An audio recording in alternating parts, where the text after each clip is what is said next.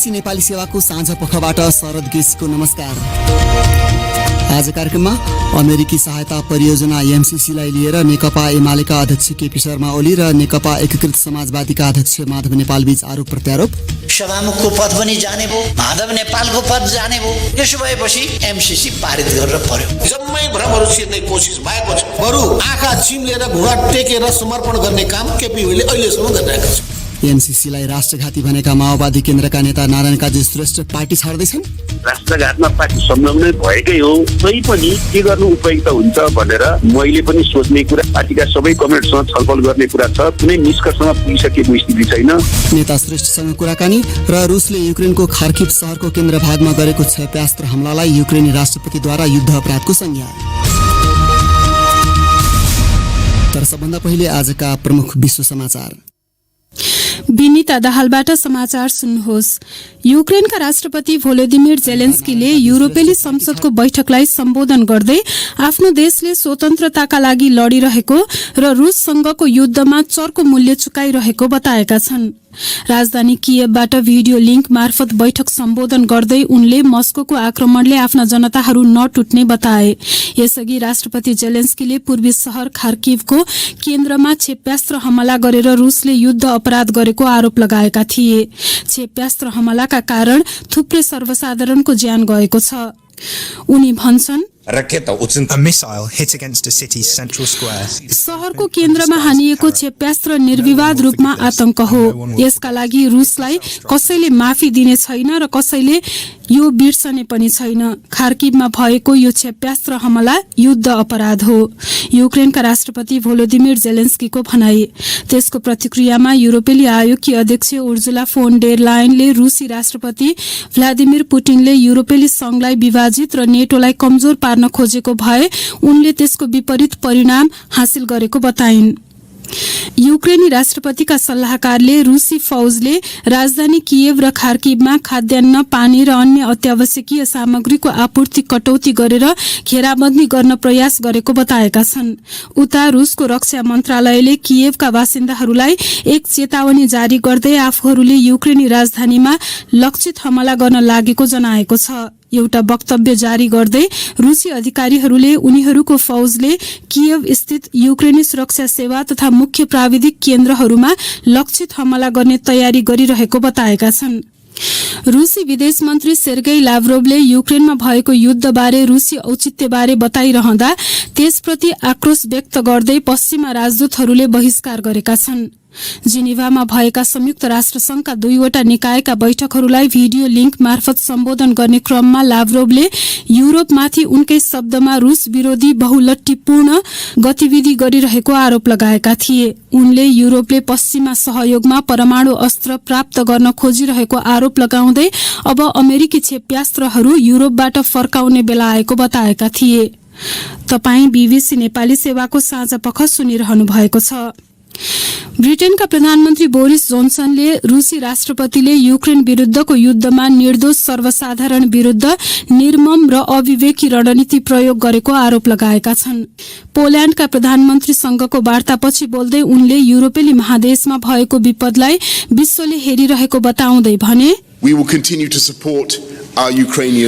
हामी हाम्रा युक्रेनी मित्रहरूलाई समर्थन जारी राख्छौं र यस्तो द्वन्द्व बढ्दै जाँदा पुटिन विफल हुन्छन् भन्नेमा विगतमा भन्दा मलाई थप विश्वास भएको छ।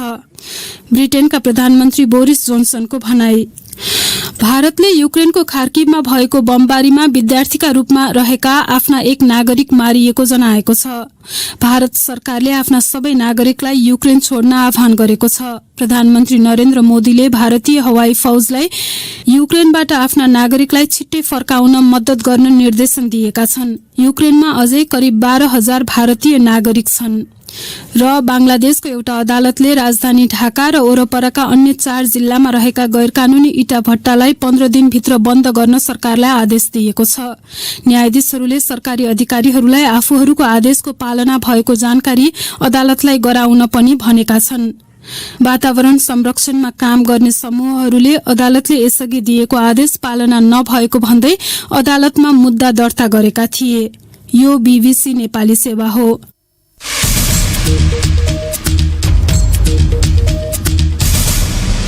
साँझपखमा तपाईलाई स्वागत छ। प्रतिनिधि सभाले अनुमोदन गरेको अमेरिकी सहायता परियोजना एमसीसी बारे प्रमुख प्रतिपक्षी नेकपा एमाले र सत्ताधारी नेकपा एकीकृत समाजवादीले धारणा सार्वजनिक गरेका छन्। त्यसक्रममा दुवै दलले एकअर्काको भूमिकाको चर्को आलोचना गरे।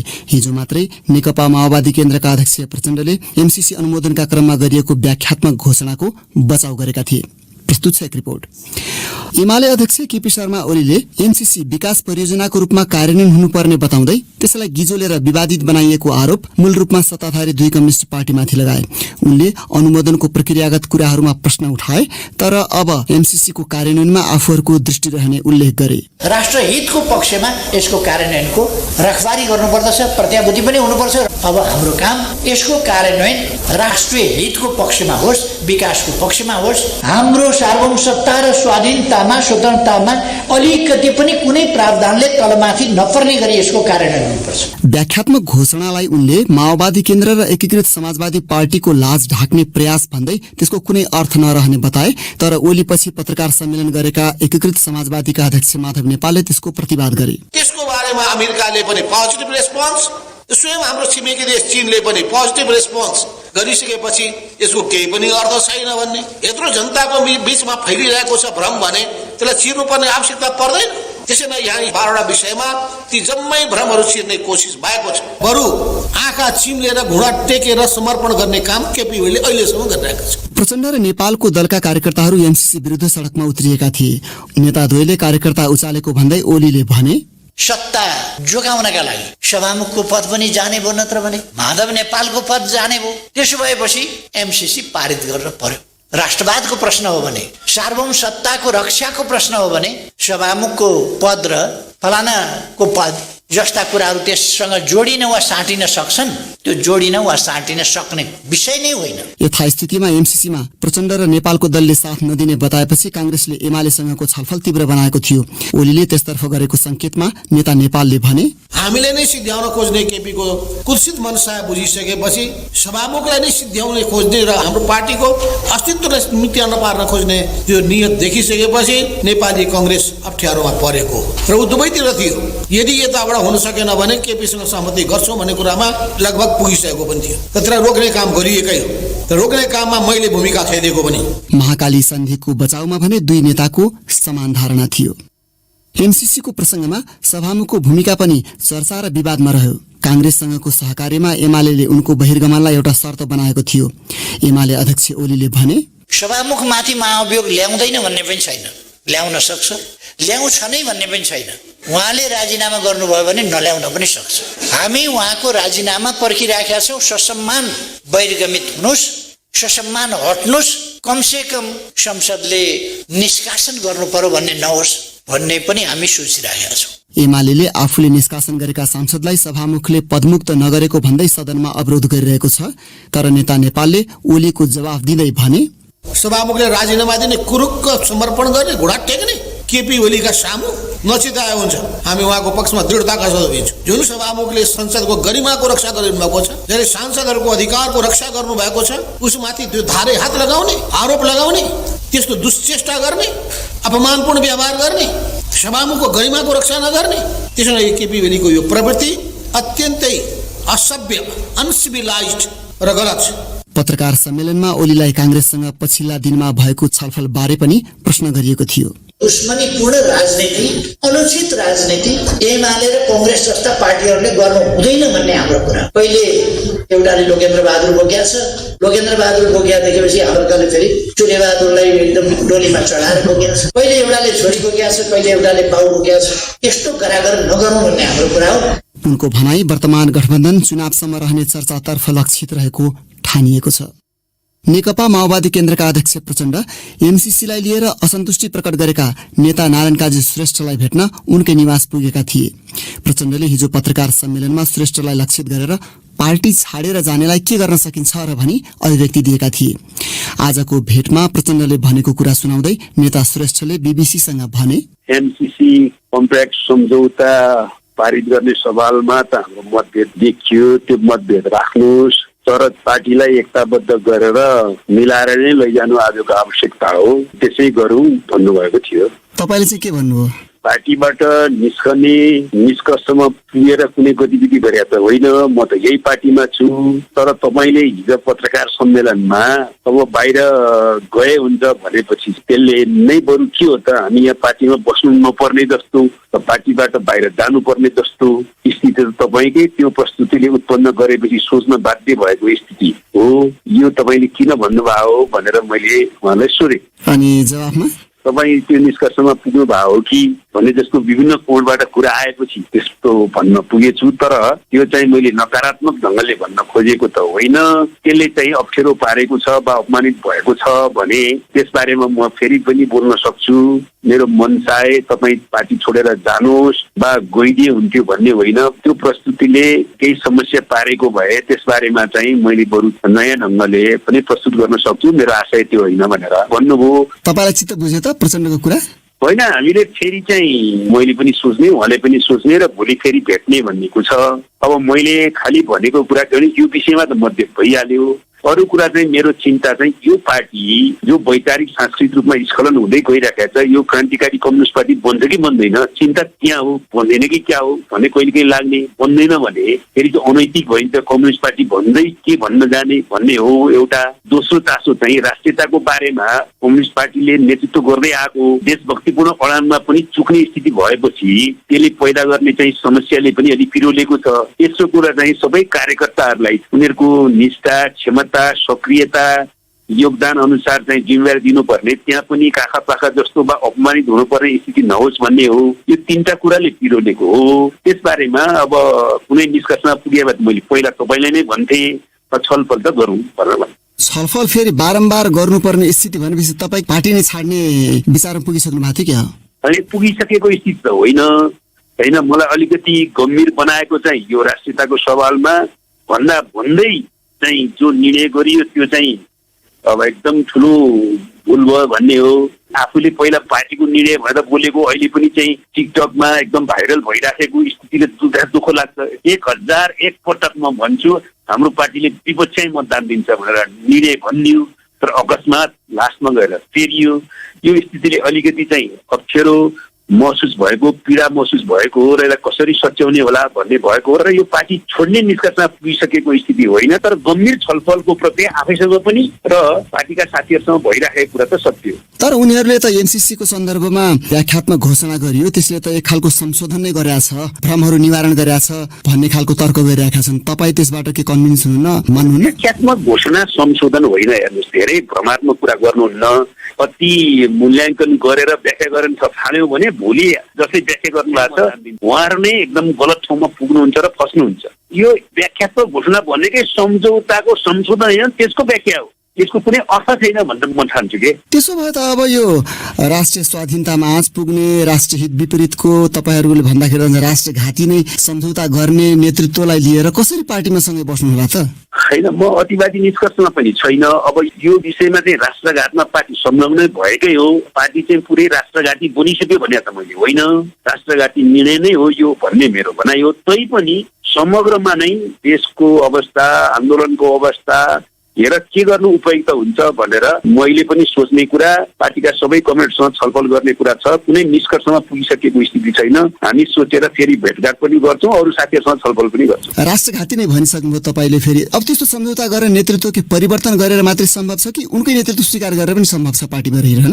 होइन, मूल कुरा चाहिँ नेतृत्व भन्दाखेरि पनि चाहिँ यो पार्टीले 4वटा कुरामा के गर्छ भन्ने मेरो चासो हो के। एउटा कुरा चाहिँ यो पार्टीको वैचारिक अस्पष्टता छिपछिपेपन छ। यसले चाहिँ सामाजिक आर्थिक रूपान्तरणको, क्रान्तिको, समाजवाद निर्माणको काम यही वैचारिक स्तरबाट गर्न सक्दैन भन्ने मेरो पहिलो कुरा हो। दोस्रो कुरा चाहिँ पार्टीलाई विधि पद्धति अन्तर्गत संस्थागत ढङ्गले चलाउने, सामूहिकतामा चलाउने, व्यक्तिवाद र गुटवादलाई निरुत्साहित गर्दै नियन्त्रण गर्दै जाने, त्यसमा पनि हामीले प्रगति गर्न सकेका छैनौँ। तेस्रो कुरा चाहिँ पुरै भ्रष्टीकरणको प्रक्रियामा, अनियमितताको प्रक्रियामा छ। पार्टी नेता कार्यकर्ताहरूको समग्र आचरण त्यस्तो बन्दै गइरहेको छ। त्यसलाई पनि स्वच्छतालाई प्राथमिकता दिने, प्रोत्साहित गर्ने काम हुन सकेका छैन। सांस्कृतिक रूपान्तरणको काम चाहिँ जब्बर समस्याको रूपमा छ। चौथो कुरा चाहिँ हामी दलाल नपर्सा पुँजीगरसँग उठबस बढाउँदै लग्ने, उनीहरूको स्वास्थ्यको सेवा गर्दै जाने र श्रमजीवी र उत्पीडित वर्ग समुदायसँग सम्बन्ध सम्पर्क चाहिँ कमजोर हुँदै जाने, उनीहरूसँग दूरी बढ्दै जाने स्थिति छ। यो चारवटै पक्षमा हामीले एकदम गुणात्मक रूपान्तरण गर्ने गरी यता विवादसँग सम्बन्ध विच्छेद गर्ने गरी हस्तक्षेप गर्नुपर्छ। मुख्य कुरा मेरो यो हो। दोस्रो कुरा चाहिँ राष्ट्रियताको विषय हो। यसैले गर्दाखेरि मूल नेता व्यक्ति मात्रै भन्दा पनि यो दिशातिर जान हामी तयार छौँ कि छैनौँ, यो कुराहरूमा चाहिँ छलफल गरेर विश्वस्त हुनु पर्यो नि। अब अन्तिममा तपाईँ यो माओवादी पार्टीमा रहिरहने अथवा ध्रुवीकरणको कुरा पनि गर्नुभएको छ, तपाईँले अर्को नयाँ बाटोमा लाग्ने सम्भावना प्रतिशतमा भन्दाखेरि कति छ? प्रतिशतमा अहिले भन्न सकिने स्थिति छैन। म यही पार्टीमा छु। अर्को निष्कर्षमा पुगिसके भए 100% भइहाल्छ। त्यो निष्कर्षमा पनि पुगिसकेको स्थिति छैन। उनी थिए नेकपा माओवादी केन्द्रका नेता नारायण काजी श्रेष्ठ। अब केही अन्तर्राष्ट्रिय विषय। युक्रेनी राष्ट्रपति भोलोदिमिर जेलेन्स्कीले रुसले युक्रेनको खार्किभ शहरको केन्द्र भागमा गरेको क्षेप्यास्त्र हमलालाई युद्ध अपराध भनेका छन्। युरोपेली संसदको विशेष बैठकमा भिडियो लिङ्क मार्फत बोल्न उपस्थित हुँदा उनलाई युरोपेली सांसदहरूले उठेर ताली बजाउँदै न्यानो अभिवादन गरेका थिए। राष्ट्रसङ्घका 2 निकायका भर्चुअल बैठक सम्बोधनका लागि रुसी विदेश मन्त्री उपस्थित हुँदा भने पश्चिमा देशका राजदूतहरूले उक्त बैठक बहिष्कार गरेका थिए। बीबीसीका विवरणहरूमा आधारित त्यस सम्बन्धी रिपोर्ट विनिता दाहालबाट। आज युरोपमा भएका बेग्ला बेग्लै कार्यक्रममा युक्रेनका राष्ट्रपति भोलोदिमिर जेलेन्स्की र रुसी विदेश मन्त्री सेर्गेई लाभ्रोभले एकदम भिन्न प्रतिक्रिया पाएका हुन्। जेलेन्स्कीले युरोपेली संसदको बैठकमा युक्रेनलाई कसैले भंग गर्न नसक्ने अभिव्यक्ति दिए। युक्रेनको दोस्रो ठूलो शहर खार्किभमा थुप्रै मानिसको ज्यान जाने गरी गरिएका बमबारीलाई उनले युद्ध अपराध भनेका छन्। हिजो रुसले गरेको संदिग्ध क्लस्टर बम आक्रमणमा परि 3 बालबालिका सहित 9 गैर सैनिकको ज्यान गएको थियो। खार्किभमा भएको क्षेप्यास्त्र हमलालाई लिएर रुसको आलोचना भइरहँदा राजधानी कियवतर्फ अघि बढ्दै गरेको रुसी बख्तरबन्द गाड़ीहरूको लामो लस्करको दृश्यले त्रासको वातावरण उत्पन्न गराएको बीबीसी संवाददाता लिज डुसेटले बताएकी छन्। उनले 60 किलोमिटर भन्दा बढ़ी लामो गाड़ीहरूको उक्त दृश्यले विश्वले हेरिरहेको छ भन्ने उक्तिलाई नै एउटा बिल्कुल नयाँ र डरलाग्दो अर्थ दिएको बताइन्। यी त्रासहरूका माझ युक्रेनका अन्य भागहरूबाट आएका खबरले झन डर थपिदिएको पनि उनले बताइन्। यसबीच जिनिभामा भएका संयुक्त राष्ट्र संघका 2वटा निकायका बैठकहरूलाई भिडियो लिङ्क मार्फत सम्बोधन गर्न उपस्थित रुसी विदेश मन्त्री सेर्गेई लाभ्रोभलाई भने पश्चिमा देशका राजदूतहरूले बहिष्कार गरेका छन्। संयुक्त राष्ट्र संघको शरणार्थी मामिला हेर्ने निकायले बिहिबार रुसले युक्रेनमाथि आक्रमण थाले यता करिब 7 लाख शरणार्थीहरू युक्रेन छोडेर अन्यत्र गएको जनाएको छ। बीबीसीका विवरणहरूमा आधारित त्यो रिपोर्ट सुन्नुभयो विनिता दाहालबाट। रुसले युक्रेनमाथि धावा बोलेको विषयबारे चीनको नियन्त्रित अनलाइन माध्यममा मिश्रित प्रतिक्रिया देखिएको छ। सामाजिक सञ्जालमा कतिपय प्रयोगकर्ताहरूले रुसी राष्ट्रपति भ्लादिमिर पुटिनलाई अद्भुत व्यक्ति भन्दै प्रशंसा गरेका छन्। यद्यपि कडा सेन्सरशिप हुँदाहुँदै कतिपय यस्ता आलोचक पनि छन् जसले आफ्ना फरक आवाज राखिरहेका छन्। बेजिङ स्थित बीबीसीका स्टिभन मैकडोनल्डले पठाएको रिपोर्ट रमा पराजुलीबाट। चीनमा सामाजिक सञ्जाल प्रयोगकर्ताहरूले पुटिनको कदमलाई विश्वमा अमेरिकी प्रभावलाई प्रत्युत्तर दिने कदमको रूपमा लिइरहेका छन्। एक टिप्पणीकर्ताले भनेका छन्, म रुसलाई समर्थन गर्छु, अमेरिकाको विरोध गर्छु। मैले भन्न चाहेको यति हो। अर्का व्यक्तिले लेखेका छन्, अमेरिका विश्वमा सधैँ अस्त व्यस्तता निम्त्याउन चाहन्छ। सप्ताहन्तसम्ममा 5 प्रख्यात चिनिया प्राज्ञहरूले एउटा खुला पत्र लेख्दै युक्रेनमाथि रुसी कदमको निन्दा गरेका छन्। चिनिया इतिहासविद सु गुओकीले भनेका छन्, यो एउटा अतिक्रमण हो। एउटा चिनिया भनाइ छ, तपाईँ मृगलाई घोडा भन्न सक्नुहुन्न। प्रेषित भएको केही घण्टापछि उक्त खुला पत्र हटाइएको थियो। रुस सम्बन्धी कतिवटा आलोचनात्मक पोस्ट सेन्सर गरिएका छन् र अमेरिकाको आलोचना गरिएका कतिवटा पोस्ट प्रवर्धन गरिएका छन् भन्ने कुरा स्पष्ट नभएकाले चीनमा कति मानिस साँच्चीकै शान्तिका लागि आह्वान गरिरहेका छन् भन्ने कुरा बुझ्न गाह्रो छ। पुटिनले युक्रेनमाथि सैन्य कारबाही घोषणा गर्नुभन्दा केही घण्टा अघि अमेरिकाले चीन र रुस मिलेर एउटा एकदमै अनुदार विश्व व्यवस्था सिर्जना गर्न लागेको आरोप लगाएको थियो। युक्रेन संकटले चीनका लागि विभिन्न मोर्चामा एउटा ठूलो चुनौती उत्पन्न गराएको छ।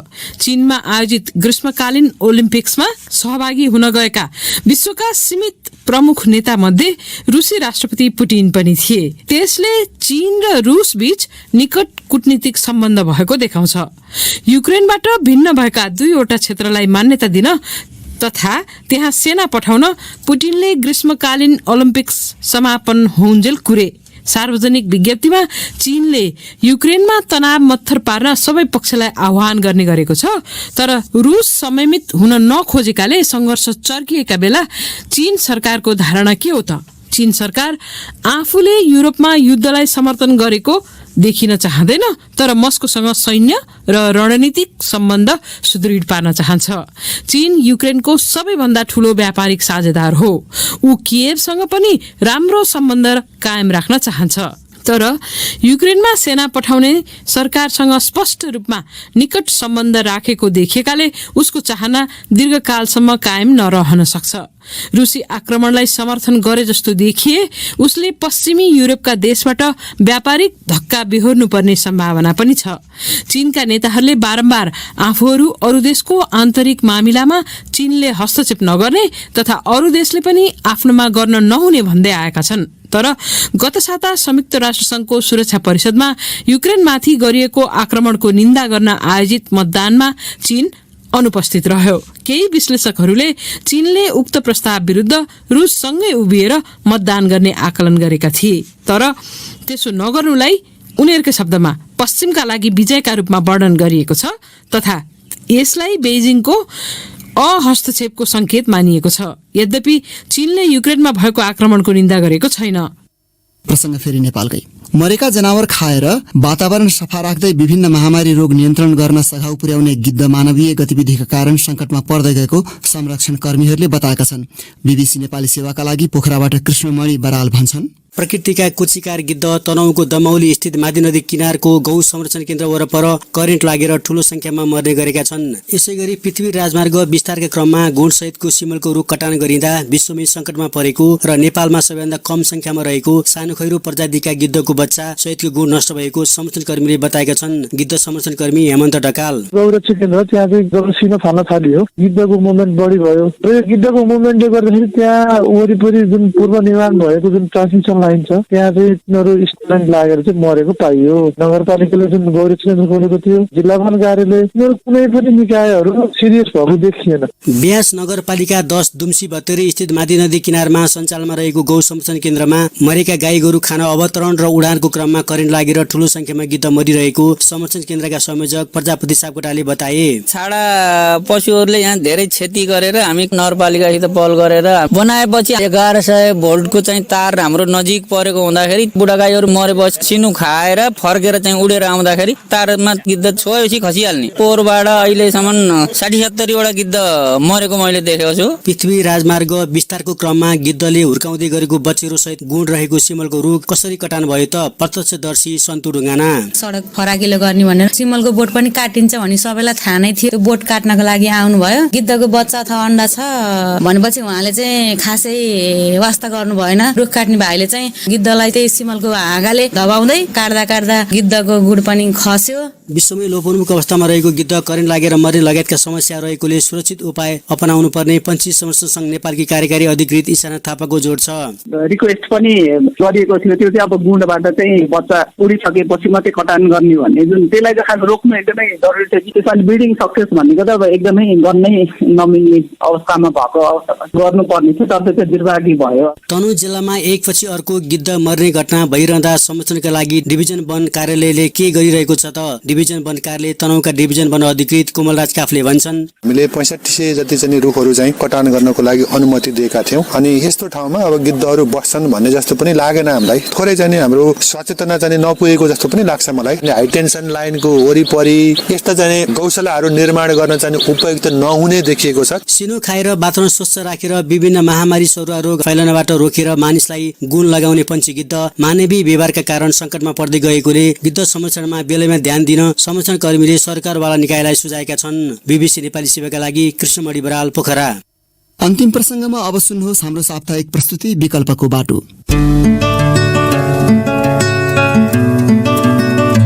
सजिलो त धेरै हुन्छ, पैसा कमै हुन्छ, आर्थिकको सहज हुन्छ, नुन तेल गर्नका लागि सजिलो हुन्छ। अत्याधिक मात्रामा सिस्नोको धुलो माग बढी आउन थाल्यो। जुम्ला राधा घुम्न आउनलाई पर्यटकको रूपमा आए, अहिले यही 550 रुपियाँ केजीमा बिक्री भइरहेको छ। नेपालका हिमाली र पहाडी क्षेत्रमा सजिलै पाइने सिस्नो सङ्कलन गरेर हिजो आज जुम्लाका महिलाहरूले मनज्ञ आमदानी गर्न थालेका छन्। नेपालगञ्ज, काठमाडौँ, बुटवल, हेटौडा लगायतका सहरका होटल तथा बजारमा माग बढ्न थालेपछि सिस्नो सङ्कलन गरी बेच्ने गरेको उनीहरू बताउँछन्। अन्य बाली जस्तै खेतीपाती गर्न नपर्ने र घरायसी काम सकेर फुर्सदको समयमा सङ्कलन गरेर बेचेको सिस्नोबाट एकजनाले वार्षिक 3 लाख रुपैयाँसम्म आमदानी गर्दै आएको महिलाहरूले बताएका छन्। सकारात्मक प्रयासबारे चर्चा गरिने साप्ताहिक विकल्पको बाटोमा जुम्लाबाट कृष्णमाया उपाध्यायले पठाएको यो रिपोर्ट सुनौ। घरको काम सकेर फुर्सदको समयमा घरको वरिपरि पाइने सिस्नो संकलन गरेर बेच्दा अहिले भने जस्तो फाइदा भइरहेको महिलाहरूले बताएका छन्। खेती पनि गर्न नपर्ने र प्रशस्त मात्रामा पाइने भएकाले प्रति किलो सिस्नोको 550 देखि 900 रुपियाँसम्ममा बिक्री भइरहेको हुनाले भने जस्तो फाइदा भइरहेको बताउँछिन् जुम्लाको तिला गाउँपालिकाको वडा नम्बर 8 की कौशिला राउत। पैसा कमै हुन्छ, नुन तेल गर्नका लागि सजिलो हुन्छ। 6-7 दिन टिपेपछि त 10-12 हजार कमाइन्छ। वर्षभरि त धेरै हुन्छ। घरमा बस्नु भन्दा वरिपरि गएर सिस्नो टिपेर पैसा कमाऊ। सिस्नो संकलन गरेर बेच्न थालेपछि भने जस्तो फाइदा हुनुका साथै कमाईको लागि अन्यत्र भौतारिनु नपरेको हुनाले घरायसी खर्च जुटाउन सहज हुनुका साथै बचेको पैसा बचत गर्न सफल भएको बताउँछिन् जुम्लाको तातोपानी गाउँपालिकाको वडा नम्बर 2 की अर्कै स्थानीय बासिन्दा मायादेवी बुढा। टरीलाई पढाउन सजिलै, आफूले नुन तेल गेल्नु सजिलै, अति माग्नु र आफू निकल्नु कति सजिलो भयो त। फुर्सदको बेला काम हो। पहिलेको मान्छे भोट जानान्, मुद्दा जानान्, विदेश जानान्, कमाउने मान्छे नि घर वरिपरि छ पैसा। सिस्नो संकलन गरेर त्यसलाई सुकाउने, धुलो बनाएर प्याकेजिङ गरेर सुर्खेत, नेपालगञ्ज तथा खानको लागि शक्तिवर्धक भएको हुनाले नेपाली सेनाको विभिन्न क्याम्पहरूमा माग भए अनुसारको पठाउँदै आएको बताउँछिन् जुम्लाको सिन्जा गाउँपालिकाकी बासिन्दा रुद्रकली रोकाया। 3 लाखसम्म हुन्छ। कहाँ यताउता बचत हाल्नु छ, 3 लाखसम्म माग्नु पर्यो। अनि आफ्नो कमाइ छ भने के गर्न पनि पाइयो। नेपाल आर्मीसँग छ कन्टेन्ट, त्यही गइरहेछ। हामीले अझ पुर्याउन सकेको छैनौँ। अझ काठमाडौँ जान्छ, सुर्खेत जान्छ, नेपालगञ्ज जान्छ। जुम्लाको विभिन्न गाउँमा महिलाहरूले संकलन गरेर राखेको सिस्नो व्यापारी तथा सहकारी संस्थाहरू मार्फत जुम्ला सदरमुकाम खलङ्गामा संकलन केन्द्रमा संकलन गरेर नेपालका विभिन्न बजार तथा होटलहरूमा माग भए अनुसारको निर्यात हुँदै आएको बताउँछन् जुम्लाको चन्द्रनाथ सहकारी संस्थाका व्यवस्थापक ऋषिराम पाण्डे। मिनी मार्केटको रूपमा चाहिँ हामीले चाहिँ अर्ग्यानिक वस्तुहरू संकलन गर्न थालेपछि अत्याधिक मात्रामा सिस्नोको धुलो माग बढी आउन थाल्यो। जुम्ला हाटा घुम्न आउनलाई पर्यटकको रूपमा आए। अहिले यही 550 रुपियाँ केजीमा बिक्री भइरहेको छ। ठुल्ठुला होटलहरूले माग गरेका छन्, हामीसँग ठुल्ठुला सहरमा माग गरेका छन्। विभिन्न रोग निको पार्न मद्दत गर्नुका साथै सबै उमेर समूहका मानिसहरूले यसको सेवन गर्न मिल्ने भएकाले मात्रा मिलाएर सेवन गर्न सकेमा स्वास्थ्यको लागि राम्रो हुने भएको बताउँछिन् जुम्लाको आयुर्वेद औषधालयमा कार्यरत डाक्टर प्रतिभा शर्मा। पखाला र रगतमासीमा एकदम राम्रो काम गर्छ। हड्डी खिएर हुने बात रोग, इन्फ्लामेटरी आर्थराइटिसहरू, युरिक एसिडले हुने गठिया बात जसलाई गाउट भनिन्छ, जोर्नी दुखाइहरूमा अत्यन्त राम्रो काम गरेको रिसर्चहरूले देखाएको छ। सुगर, प्रेसर, दम, रक्त अल्पताका बिरामीहरूलाई त झन् वरदान नै हो भन्नुपर्छ। गाउँघर तथा वनपाखामा सजिलै पाइने सिस्नो खाँदा स्वादिष्ट हुनुका साथै पोषणको लागि एकदमै उपयुक्त मानिएको हुनाले यसको महत्व पनि बढ्दै गएको जानकारहरूले बताएका छन्। फागुनदेखि मङ्सिरसम्म पालुवा पलाई राख्ने सिस्नो यो समयमा बढी संकलन गरेर बेच्न थालेपछि बजारमा माग बढ्नुका साथै मासिक रूपमा 60 देखि 70 हजार रुपियाँसम्मको आमदानी गर्न सफल भएको महिलाहरूले बताएका छन्। कुनै बेला खानको अभावमा छाक टार्ने सिस्नो हिजो आज नेपालका ठुल्ठुला होटलहरूमा प्रयोग हुनुका साथै विदेशमा समेत माग बढ्न थालेपछि सिस्नोको खोजीको लागि व्यापारीहरू गाउँ गाउँमा पुग्ने गरेको सिस्नो संकलन गर्दै आएका महिलाहरूले बताएका छन्।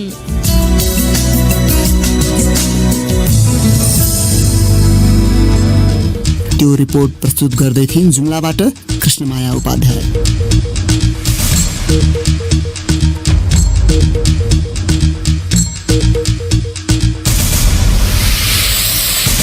हवस् त यसका साथै बीबीसी नेपाली सेवाको साँझ पख यही सकिन्छ। अब हामी भोलि बिहान 7:15 बजे बिहानी पख लिएर आउनेछौँ।